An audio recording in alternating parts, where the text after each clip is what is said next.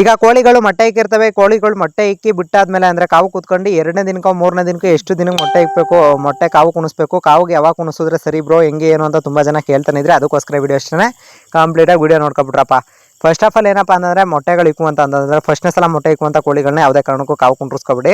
ಆಮೇಲೆ ಏನಪ್ಪ ಅಂತಂದರೆ ಕಾವು ಕುಣಿಸ್ತೀರಿ ಏನಂತಂದರೆ ಅಂದರೆ ಇವಾಗ ಮರಿಗಳನ್ನ ಕಾವು ಕುಣಿಸ್ತೀರಲ್ವಾ, ಆ ಕಾವು ಕುಣಿಸೋದು ಇನ್ನು ಕಾವು ಕೂತಿ ಇವತ್ತು ಇವಾಗ ಕಾವು ಕೂತೈತೆ ಅಂದರೆ ಮೊದಲನೇ ದಿನ ಕಾವು ಕೂತೈತೆ ಅಂದರೆ ಒಂದು 3 days 4 days ಆದಮೇಲೆ ಅಂದರೆ ಕಾವು ಬಂದು ದಿನನೇ ಕುಣಿಸ್ಬಿಡಿ. ಒಂದು 2-3 ದಿನ ಆದಮೇಲೆ ಕೋಳಿನ ಕುಣಿಸಿದ್ರೆ ಒಳ್ಳೆಯದು.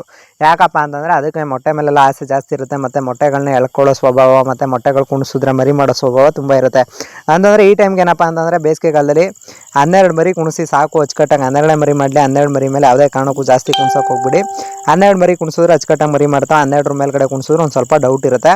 ಆಮೇಲೆ ಮೊಟ್ಟೆಲಿ ಒಳ್ಳೆ ಆಗೋದು ಜಾಸ್ತಿ. ಬೇಗ ಒಂದು 15 ದಿನದ ಒಳಗಡೆ ಇರೋ ಮೊಟ್ಟೆಗಳು ಮಾತ್ರ ಕುಣಿಸಿ, 15 ದಿನದ ಮೇಲ್ಗಡೆ ಯಾವುದೇ ಕಾರಣಕ್ಕೂ ಕುಣ್ಸೋಕೆ ಹೋಗ್ಬಿಡಿ ಫ್ರೆಂಡ್ಸ್.